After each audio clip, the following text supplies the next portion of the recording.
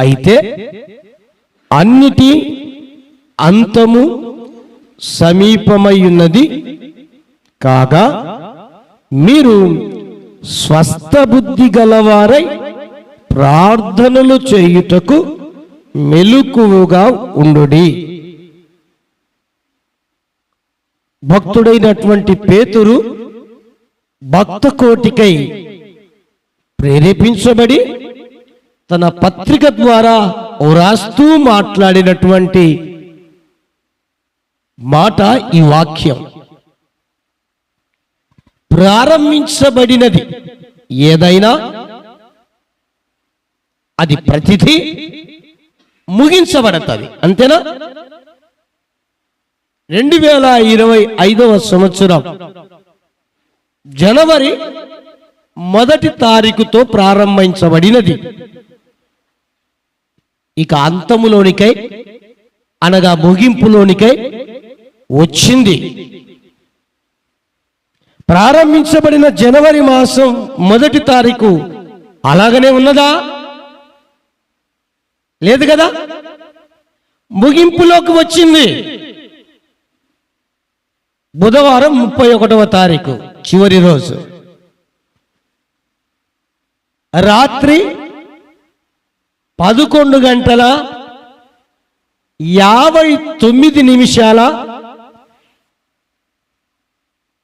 11:59 ఏమైపోయింది? ముగుస్తుంది. మరలా 2026వ సంవత్సరం ప్రారంభించబడుతుంది. అవునండి. ఇలానే ప్రతిదీ ప్రారంభించబడినది.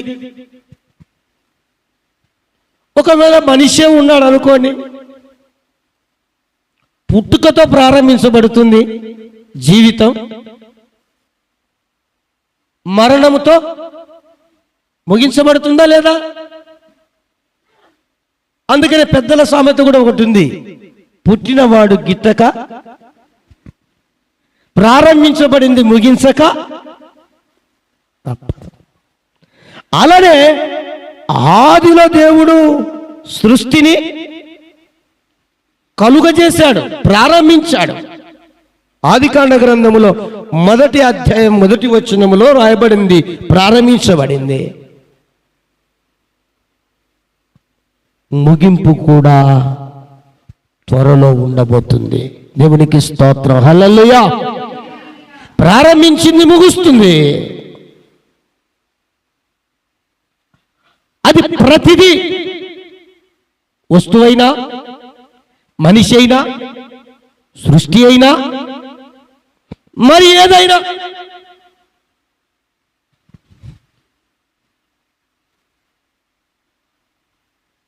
అన్నిటి అంతము సమీపమైంది.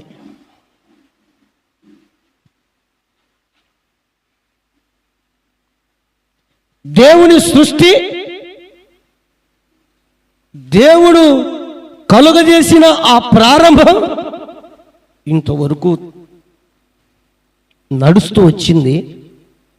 ఇక అంతము కూడా సమీపముగా ఉంది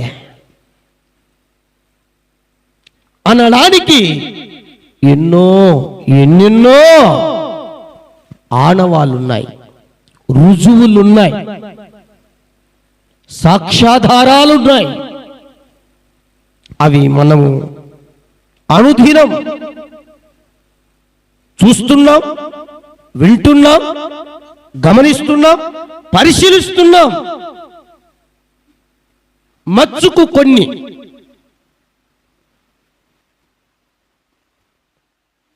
సృష్టించినటువంటి ఆ సృష్టికర్త ఆదిలో ప్రారంభించబడిన అది భూమి అయినా, ఆకాశమైనా, అందులో ఉన్నటువంటి పంచభూతాలు ఏంటివి చెప్పండి చకచక.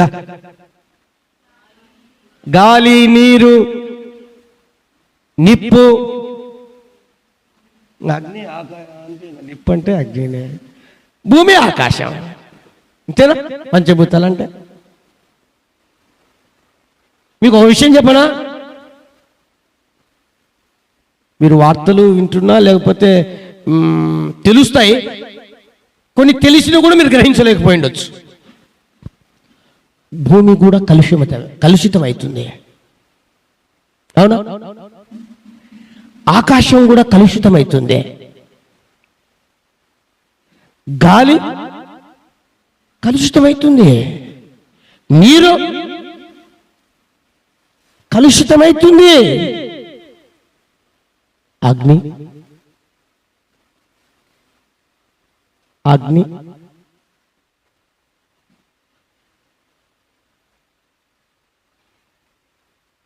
కలుషితమవుతుందా, కలుషితం అవుతుందా చెప్పాలి. అగ్ని ఉంది, అగ్ని కలుషితమవుతుందా? బాగా ఆలోచించండి.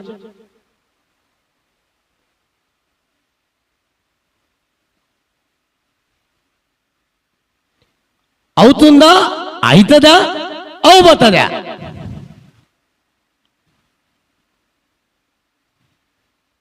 పలకరండి, మనలో మాటే కదా.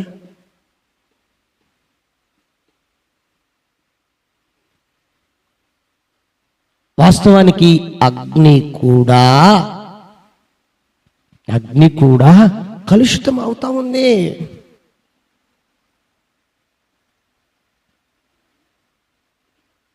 ఎలాగంటారా?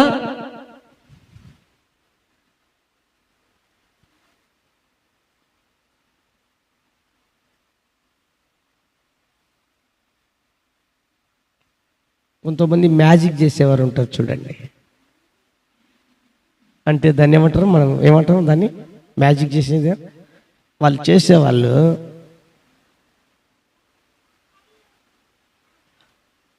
అక్కడ అగ్గిపుల్ల గీయకుండానే మంటలు పైకి తీసుకొని వస్తుంటారు. మ్యూజిషియన్స్ కదా. వాస్తవానికి అది అగ్ని ఎలా పుడుతుంది, అగ్ని? మనోళ్ళు కొంతమంది శాస్త్రవేత్తలు రాసుకుంటే అగ్గి పుట్టింది, అగ్గి ద్వారా అగ్గి ఏ విధంగా మనం కూడా పుట్టించవచ్చో అని చెప్పి దాన్ని కూడా చిన్నగా ఒక పుల్ల తీసుకొని దాంట్లో అవేవో కలిపి ఆ బాసర బీసర గీసర కేసర బేసర అంతా కలిపి మొత్తానికి ఏమో ఒక అగ్గిపెట్టెని తయారు తీసి ఆ దాన్ని అలా అంటిస్తే, కానీ అది కూడా లేకుండా అంటించేవారు ఉన్నారు. అది ప్రత్యక్షంగాను పరోక్షంగాను, అది వ్యక్తిగత జీవితాలను కావచ్చు, కుటుంబ వ్యవస్థలను కావచ్చు, మ్యూజిషియన్స్ కావచ్చు, మరొకరు కావచ్చు. నేను అంటున్నాను, ఎక్కడ ఈ లోకములో కలుషితమైనది ఏమైనా ఉందా అంటే లేదు.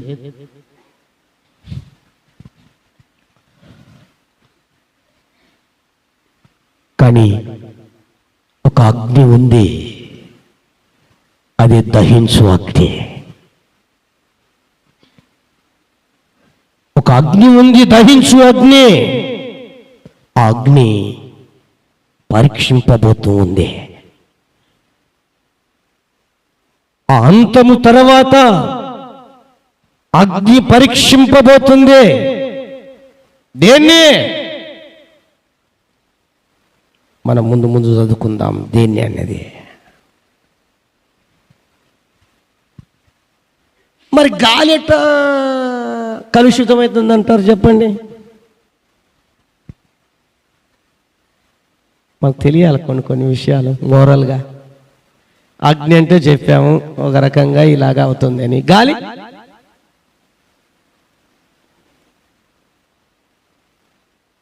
వాయు కాలుష్యం, అవునా? ఈ రోజున ఢిల్లీ, మన భారతదేశపు రాజధాని ఢిల్లీ నడిబొడ్ల ఏమండి డేంజర్ బెల్స్ మోగుతున్నాయి.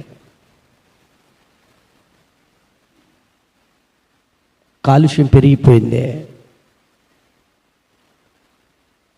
ఈ కాలుష్యం పెరిగిపోయి గాలినే కాదు నీరును కూడా నాశనం చేస్తూ ఉంది. నదులు కూడా నాశనం అయిపోతున్నాయి, సముద్రాలు కూడా నాశనం అయిపోతున్నాయి.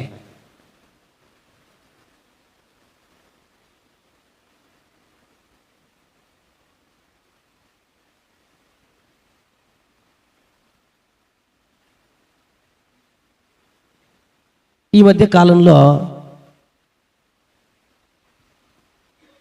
శాస్త్రవేత్తలు ఒకటి విషయాన్ని కనుక్కున్నారు. ఏంటంటే సూర్యుడి నుండి మనకి ఏమొస్తుందండి? వెలుగు వస్తుంది, ఎండ వస్తుంది కదా.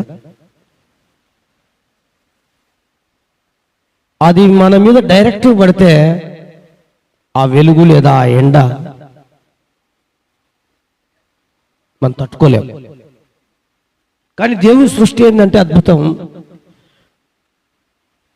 ఆ సూర్యుని క్రింద అనగా ఆకాశంలో మనకు మధ్య ఒక ఓజోన్ పొర దేవుడు ఉంచాడు. ఈ మధ్య అది పలచబడిపోతుందంట.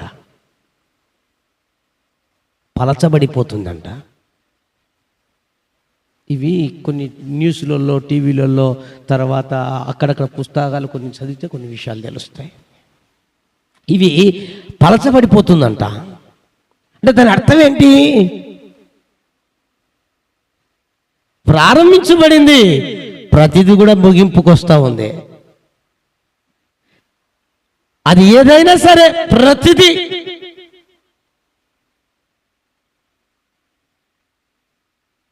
ఈ 2025వ సంవత్సరం ప్రారంభించబడింది, ముగింపులోకి వచ్చింది. సృష్టి ఆది కాండంలో ప్రారంభించబడింది, అంతంలోనికి వస్తూ ఉంది. మనిషి పుట్టాడు, ఇక ఏ రోజైనా ముగింపులోనికి రాక తప్పదు. అయితే బైబిల్లో రాయబడిన మాట ఏంటంటే భూమి, ఆకాశము, సృష్టి దేవుని రాకడకు ఎదురు చూస్తుందంట. దేవునికి స్తోత్రం, హల్లెలూయా. మనమేమి ఎదురు చూస్తున్నాం? ఈ పాత సంవత్సరం పాడైపోను, ఎన్నో బాధలు అనుభవించా, ఎన్నో కష్టాలు అనుభవించా, నా భర్త ద్వారా పోరు తట్టుకోలేకపోయా, నా భార్య ద్వారా టార్చర్ తట్టుకోలేకపోయా, నా పిల్లల ద్వారా సతమతమైపోయా, నా పక్కింటుల ద్వారా లేదా మా గ్రామంలో నేనున్న ప్రదేశంలో ఇరుగు పొరుగు వారి ద్వారా ఈ పోరు తట్టుకోలేకపోయా. అయినా ఈ 2025వ సంవత్సరం ఏమైనా వచ్చిందో ఏమో కానీ చచ్చిపోతుందండి నేను. అమ్మయ్యా, ఇక పోతుంది, పోని ఇప్పిడవా, ఇక పోని అనుకుంటున్నారు కొందరు. మళ్ళా కొత్తది వస్తుందిగా, కొత్త దానికోసం ఎదురు చూస్తారుగా. ఈ బాధ అయిపోయిందిలే, మంచిది పోతుంది, ఇంకా పోనీలే అనుకుంటున్నారు. దీనికోసం విడిచిపెట్టినా ఏం చేస్తున్నారు? కొత్త దానికోసం, కొత్త సంవత్సరం కోసం. కానీ భూమి, ఆకాశము, సృష్టి దేవుని కొరకు ఎదురు చూస్తుంది. దేవునికి స్తోత్రం, హల్లెలూయా. దేవుని రాకడ కొరకు ఎదురు చూస్తుంది, హల్లెలూయా. మనమేమో కొత్త సంవత్సరం కోసం ఎదురు చూస్తూ ఉంటే దేవుని సృష్టి దేవుని రాకడ కొరకు ఎదురు చూస్తుంది. మరి దేవుని సృష్టి మేలంటారా, మనం మేలంటారా? మనం అలా చెప్పడానికి ఎంతవరకు న్యాయం? ఎంతవరకు న్యాయం అండి? దేవుని సృష్టి దేవుని కొరకా చేసింది, మన కొరకా? మన కొరకే కదా. మరి మన కొరకు మనకు కావలసినవన్నీ దేవుడు సృష్టించి మనకిస్తే దేవుని సృష్టి ఏమో దేవుని కొరకు ఎదురు చూస్తుంది, మన మాత్రం కొత్త సంవత్సరం కోసం ఎదురు చూస్తా ఉన్నాం. మన దేవుని అయ్యో ప్రారంభించబడింది, ముగిస్తుంది, ఈ సృష్టి అంతమైపోతుంది, దేవుడి రాకడ సమీపమైంది, నేను కూడా నా దేవుని కొరకు ఎదురు చూడాలా అన్న ఆలోచన రావద్దంటారా? మీరే న్యాయంగా చెప్పండి. అన్న ఆలోచన, ఇంకిత జ్ఞానం ఉండాలంటారా వద్దంటారా? ఉండాలా? ఇప్పుడే ఆలోచన చేద్దాం. ఒక్కసారి ఆగి ఆలోచన చేద్దాం.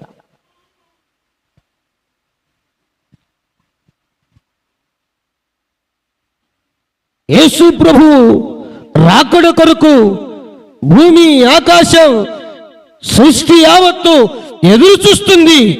మరి నీవు, నేను, మనము, ఈ సృష్టిలో ఉన్న ప్రతి మనుష్యుడు, ఈ సృష్టినే ఆధారం చేసుకొని బ్రతుకుతున్న ప్రతి వ్యక్తి భూమి ఆకాశము కంటే మరి ఎక్కువగా ఎదురు చూడవలసి ఉన్నది. హల్లెలూయా. ఎందుకో? ప్రభువా, ఈ భూమి మీద కాలు పెట్టడానికి భూమి ఇచ్చినావు, నీకు స్తోత్ర. యేసయ్యా, ఈ భూమి మీద బ్రతకడానికి నాకు పగలు రాత్రి ఇచ్చినావు, అందుకు సూర్యుడిని చంద్రుణ్ణి ఇచ్చావు, నీకు స్తోత్ర. యేసయ్యా, నేను ఊపిరితో బాగా బ్రతకడానికై గాలినిస్తున్నావు, నీకు స్తోత్ర. యేసయ్యా, నేను తినడానికై కావలసినటువంటి ఆహారం వండుకొని తినడానికై అగ్నినిస్తున్నావు, నీకు స్తోత్ర. కావలసిన వనరులు ఇస్తున్నావు, స్తోత్ర. కావలసిన వస్తువులు ఇస్తున్నావు, స్తోత్ర. కావలసినటువంటి సమస్తాన్ని సమకూరుస్తున్నావు, స్తోత్ర. ఇదిగో నీ కొరకు నేను ఎదురు చూస్తానయ్యా అన్నటువంటి కృతజ్ఞత మనిషికి లేకపోతే మనిషిని ఏమనాలి? మీ ఇష్టంగా ఏమనుకుంటారో ఏమనుకోవాలో మీరే నిర్ణయించుకోండి.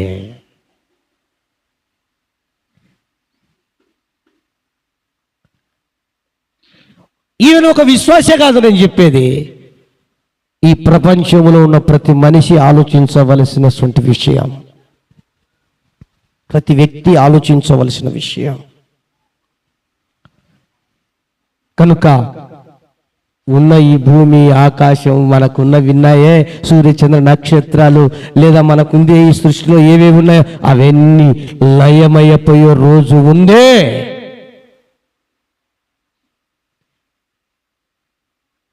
నీవు కూడా మరణించే రోజు ఉంది. నీ జీవితము కూడా ముగించబడే రోజు ఉంది.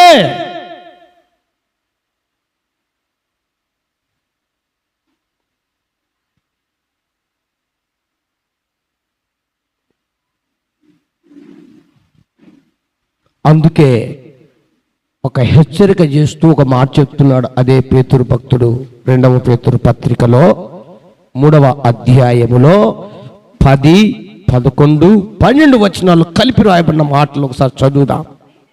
అయితే ప్రభు దినము దొంగ వచ్చినట్లు వచ్చును.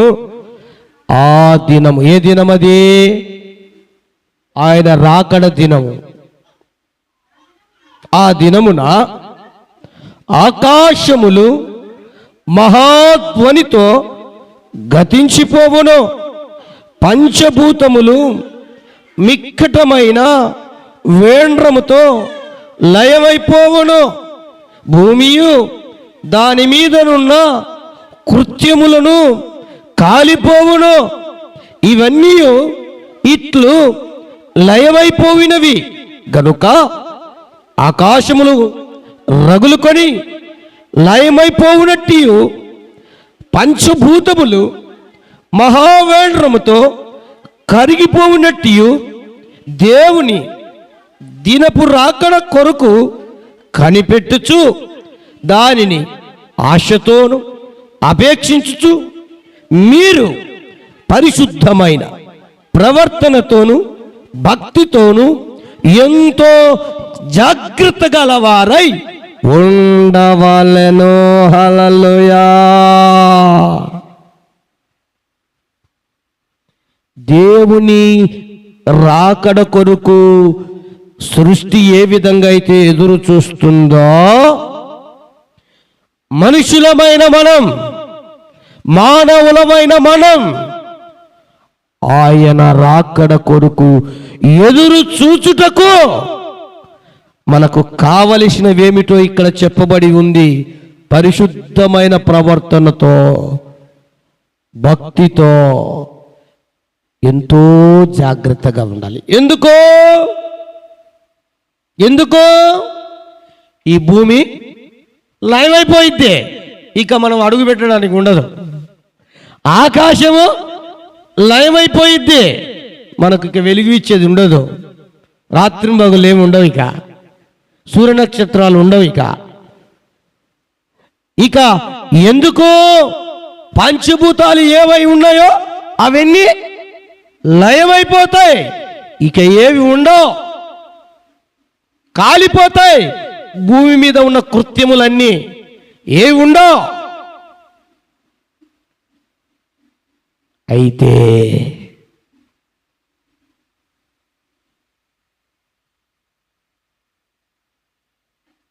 దేవుడు అంటాడు, ఆ దినపు రాకడకు కనిపెట్టుకొని ఉండండి. ఏ విధంగా? ఆశతో అపేక్షించుచు కనిపెట్టుకొని ఉండండి.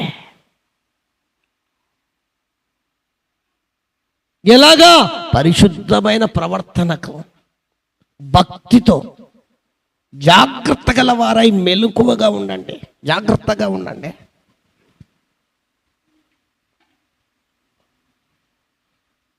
ఎందుకు? ఏమండి ఆ మాట చెప్పాడో తెలుసా?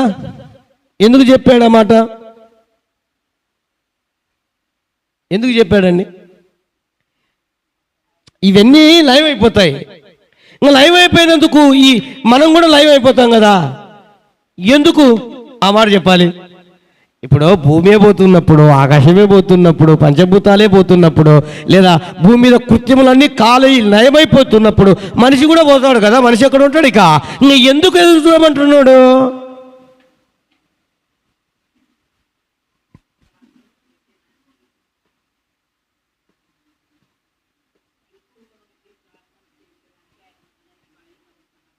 దేవునికి స్తోత్రం. మొదటి యోహాను పత్రిక 2వ అధ్యాయం 17వ వాక్యం. లోకమును దాని ఆశయు గతించిపోచున్నవి, గాని దేవుని చిత్తమును జరిగించువాడు నిరంతరము నిలుచును. హల్లెలూయా. ఏమండి, ఈ భూమి, ఆకాశము, ఈ లోకములో ఉన్న సమస్తము లయమైపోయినా, లేక కనబడకుండా కాలిపోయినా, బూడిదైపోయినా, లేక అవి పూర్తిగా నాశనమైపోయినా, ఈ లోకమంతా గతించిపోయినా నిలిచేదేంటంటని దేవుని చిత్తము జరిగించువారు. ఆ కిందికి వెళ్తే దేవుని వాక్యం అని కూడా ఉంటుందా? దేవుని చిత్తము జరిగించువారు. దేవుని చిత్తం ఏంటి? దేవుని చిత్తం అంటే ఏంటి? దేవుని ఇష్టం. దేవుని ఇష్టం అంటే ఏంటి? నేను పోయిన వారాల్లో చెప్పిన దేవుని చిత్తం అంటే మనం పరిశుద్ధులవుటయే దేవుని చిత్తం అని. అవునా? ఇక్కడ కూడా రాయబడిన మాట ఏంటండి? పరిశుద్ధమైన ప్రవర్తనతో. మన పేతురు పత్రికలో చదివిన మాట పరిశుద్ధమైన ప్రవర్తనతో అంటే పరిశుద్ధులవుటే దేవుని చిత్తం. అంటే ఎలా పరిశుద్ధులు అవుతారు? మనుషులు ఎలా పరిశుద్ధులు అవుతారు? దేవునిని నమ్ముకొనుట ద్వారా, యేసుక్రీస్తును అంగీకరించుట ద్వారా, యేసు కార్చిన రక్తం ద్వారా కడగబడుట ద్వారా, యేసు ప్రభువులో జీవించుట ద్వారా. అంతేనా?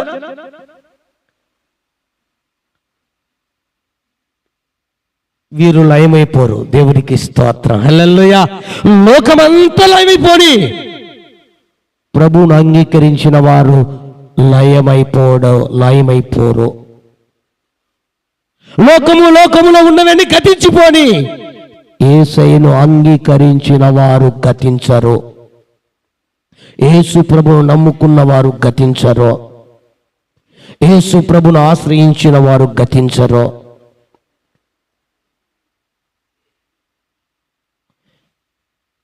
యేసు రక్తము చేత కడగబడిన వారు గతించరు.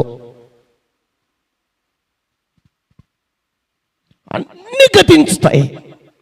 చివరికి కొత్త భూమి, కొత్త ఆకాశం, అన్ని కొత్తవి దేవుడు కలగచేస్తాడు. ఇవన్నీ గతించిపోతాయి. లోకమంతా గతించిపోతుంది. అయితే ఎవరైతే ఈ లోకము గతించకపోకముందే మనిషిగా పుట్టిన వారు, మానవునిగా జన్మించిన వారు యేసు ప్రభును నమ్ముకుంటారో, యేసు ప్రభును అంగీకరిస్తారో, యేసు రక్షకుడని ఆయన రక్తము చేత కడగబడతారో, ఎవరైతే వారి పాపముల కొరకు ప్రాయశ్చిత్తం పొందుతారో, ఎవరైతే వారి తప్పుతములు ఒప్పుకొని విడిచిపెడతారో, దేవుని కనికరము పొందుకొని లోకమంతా గతించినా నిన్ను గతించిపోనివ్వకుండా నా దేవుడు నిన్ను కాపాడుతాడు. హల్లెలూయా. మన దేవుడు మనల్ని కాపాడుతాడు. హల్లెలూయా. ఇక ఆకలి దప్పులు లేని ఆ రాజ్యములో, వ్యాధులు మరణము లేని ఆ పరలోక రాజ్యములో మనల్ని నిరంతరము జీవింపచేస్తాడు. హల్లెలూయా. హల్లెలూయా. ఓ నా ప్రియ దేవుని బిడ్డ, కొత్త సంవత్సరం కోసం ఎదురు చూస్తున్నావు. ఇక పాత సంవత్సరం పోని, ఈ పాడైపోయిన ఈ జీవితము ఇంతటితో ముగిసిపోతుంది, ఇక అయిపోని అనుకుంటున్నావు. మళ్ళా కొత్త సంవత్సరం వస్తాను, మళ్ళా వచ్చే ఈ టయానికల్లా మళ్ళీ అది పాత పడిపోయితే అనా. కానీ క్రీస్తులో ఉన్నవారు వారు నూతన సృష్టి. హల్లెలూయా. వారు ఈ లోకమంతా గతించిన వారు గతించరు అనడానికి ఆది కాలంలోనే ప్రియ దేవుని బిడ్డలారా ఒక రుజువు ఆనవాలు ప్రభు మనకు పెట్టాడు. దేవుడు ఏంటో తెలుసా? నోవాహు కాలంలో. అవునా? రుజువు మనకు ఆనవాలండి. లోకమంతా మునిగిపోయింది. అవునా? జలరాశులు, జీవరాశులు, జంతువులు, పశువులు, పక్షులు, మృగాలు, పిల్లలు, పెద్దలు, ఆడ పురుష అనే తేడా లేకుండా, ముసలి వయసు, యవన వయసు, చిన్న ఏ తేడా లేకుండా మొత్తం ఏమైపోయారండి? నాశనమైపోయారు, మునిగిపోయారు. ఒక మాటలో చెప్పాలంటే గతించిపోయింది. అవునా? కానీ ఒక్క కుటుంబం మాత్రం గతించిపోలా, నోవాహు కుటుంబం. ఎందుకో? దేవుడు చెప్పినట్లు విన్న కుటుంబం. దేవుని మాటల ప్రకారంగా ఓడ తయారు చేసుకోమంటే ఓడ తయారు చేసుకున్నాడు. దేవుడు చెప్పినట్లుగా నా సువార్త చెప్పమంటే చెప్పాడు. దేవుడు చెప్పినట్లుగా ఆయన వర్షాన్ని కురిపించాడు. దేవుడు చెప్పినట్లుగా వర్షం పడుతుంది, ఇక నువ్వు ఓడలోకి వెళ్ళిపో అన్నాడు. ఓడలోకి వెళ్ళిపోయిన తర్వాత వర్షం భయంకరంగా ప్రచండంగా కురిసింది. ఓడ మాత్రం తేలియాడబడింది. లోకమంతా మునిగిపోయింది. ఒక్క నోవాహు కుటుంబం సజీవ లెక్కలు నిలబడ్డారు, క్షేమంగా దాచబడ్డారు. హల్లెలూయా. లోకమంతా గతించిన ఆ కుటుంబం మాత్రం ప్రాణాలతో బ్రతికారు. కారణం ఒక్కటే, దేవుడు చెప్పిన మాట విన్నారు. హల్లెలూయా. దేవుడి చెప్పిన మాటకు నమ్మిక ఉంచారు. హల్లెలూయా. దేవుడు చెప్పినట్లు నడుచుకున్నారు. హల్లెలూయా. ఈ రోజున నువ్వు, నేను, మనం ఆన్లైన్లో చూస్తున్నవైనా, మన ప్రాంత ప్రజలైనా దేవుడు చెప్పిన మాట వింటే, ఆ మాటను నమ్మితే, దేవుడు చెప్పినట్లు నడుచుకుంటే మనం కూడా లయమైపోము. గతించిపోం. ఈ లోకమే గతించని మనల్ని గతించాలి. అదే అండి క్రైస్తవులకై దేవుడిచ్చిన గొప్ప ఆధిక్యత. హల్లెలూయా, హల్లెలూయా.